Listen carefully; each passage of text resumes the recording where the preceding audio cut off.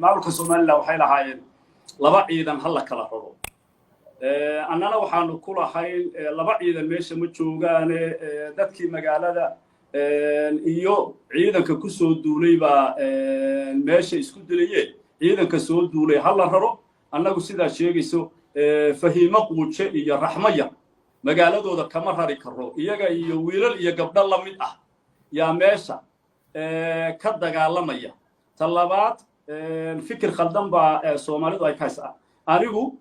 waxaan garaad u ahay dadka degan gobolada Sool iyo Sanaag iyo Cayl iyo Doolo waxaa mas'uuliyad iga saaran tahay nabadgelyadooda caafimaadkooda horumarkooda deegaankooda inaan u ilaaliyo haddii aan ku waayo nabadgelyo inaan u ilaaliyo waxaan u samaynayaa wax kasta oo ay necessary u tahay inay noloshoodu u badbaado deegaankoodu u badbaado sharaftoodu u badbaado mas'uuliyaddu anay iga saaran tahay kagamana gaban karo garaad baan ahayo waa laydinku soo duulay waxa weeye hadday timaado anigay tahay hadday igu khasabto inaan qoriga qaato oo safka galo iska daa inaan ku amro inay magaaladooda difaacaan diyaar baan u ahay inaan galo ilaahay hadduu ku reey Soomaalina waxaa leeyahay war Soomaali ajaanib uma warramayno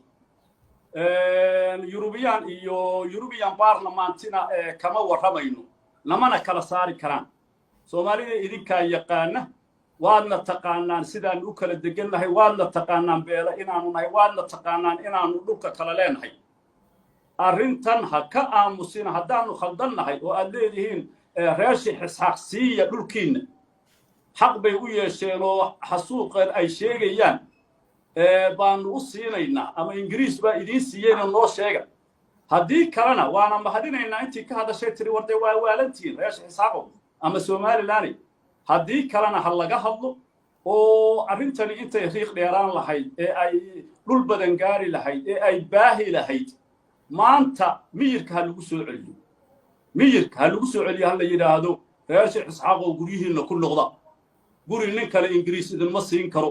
Ingiriis idin ma dhalin ma idaan dhalin idin ma qabin ilaahay tukule dhaxalkiisa sabab aad ku yeelataan ma ay jirto marka gurihiina ku noqda hadday guryahooda ku noqon waayaanna annagu kuwa iyaga uga tegi mayno waan garaad aad iyo aad baad u mahadsan tahay mar kale doodeen inaan sii wadnaan doonaya laakiin maadaama salaadii maqrib ay kuu joogto ma doonayn inaan kugu sii hadalno ma og tahay in shirkadda Golis ay ku keentay internetka ugu xawaaraha sarreeya dalka iyadoo macaamiisheeda u diyaarisay 3 fiber keebalkaas oo gebi ahaanba meesha ka saaraya in marna aanu kaa goyn internetka shirkadda Golis waxa ay diyaar kuula tahay in ay kuu geliso gurigaaga xafiiskaaga iyo meheradahaaga kala duwan garaac 181 oo hadda dalbo internetka ha qabtira baahiyahaaga internet adduunkana aad kula xiriirtid mar walba